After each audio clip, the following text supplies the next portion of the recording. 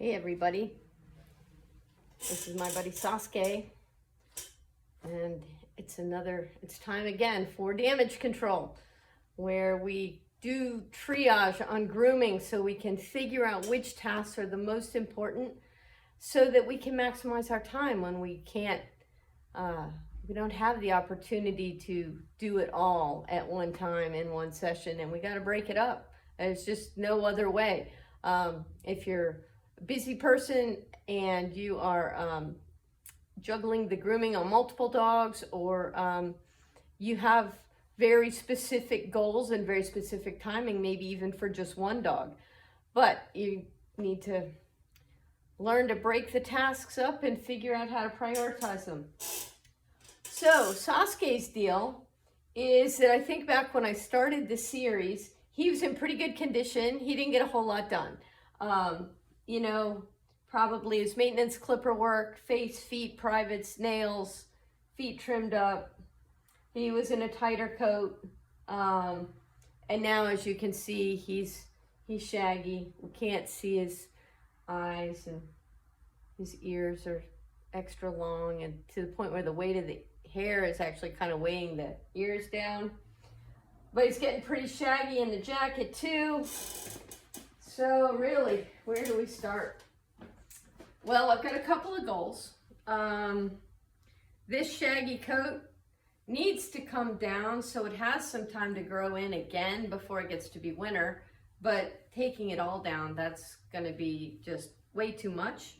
And here on the sides where it grows slower, it's not actually that long, so probably what we'll do with his jacket is we'll give him a good raking so that we can keep another layer stimulated to come in. I want to avoid him growing out so he's all one length, that all has to be taken back down at one time, because then we get in this cycle that's hard to fix of all or nothing. I strip them down to their underwear, then it grows in and it's nice for a short period of time, and then it grows too long. So I'll probably rake him out. This clipper work, when the ears start getting heavy enough from the hair that they start to droop, it's way past time. So I think that's probably his biggest priority, is going to be his clipper work, his face, his ears, his throat, his armpits. They're pretty good because I shaved out his armpits the last time because I knew I was going to have to buy time for myself. So that seems to have done a good job. I feel a little bit of a mat in there, but I should be able to trim that out pretty easily. So much shag. And he's got a little tuft on his tail. So maybe a little bit of scissoring his feet. His nails will clearly need to be done. It's probably been a month. So yeah, I think the priority today is the clipper work, because if I can't get to anything else, I want to at least have gotten the clipper work done. Then the next thing is going to be raking him out.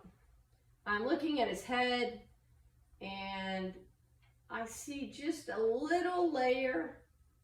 It's just barely starting to come in. I don't know if that means there's another layer about to come in, or that's the tail end of the last layer from raking. It might be that.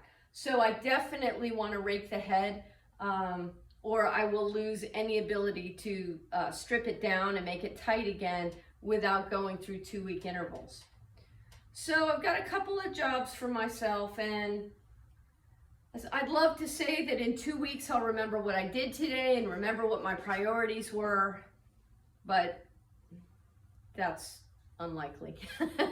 So I'm going to mark it down on a calendar, both what I did today and what I want to do and when I want to do it in 2 weeks, 4 weeks.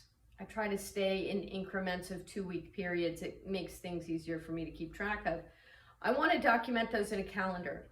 And I strongly suggest that on your grooming journey, especially if you have timing issues, you're getting ready for a show, or you just want to keep your dog generally maintained or in a holding pattern until you have more time to focus and get it really tight and exactly how you want it. I really recommend, there's no better way than starting to write it down. So in the comments and in the description here, I'm going to include a link to a planner, a grooming planner that will help you document what you've done, what you have coming up. It's 1 month worth PDF, but you can go ahead and print it out multiple times or have it multiple times to keep track of what you're doing. And I guarantee you in the future, when you're like, when did I do this last? Because you want to know when to expect results, you're going to wish you'd written it down. So like they say about when is the best time to plant a tree 20 years ago, when's the next best time? Today. Same thing for documenting with the calendar. All right, I got some sessions to do with my friend here now, and we gotta get some work done while we can. Thanks, Sasuke. Yeah, he's my buddy. He's my buddy. Yeah.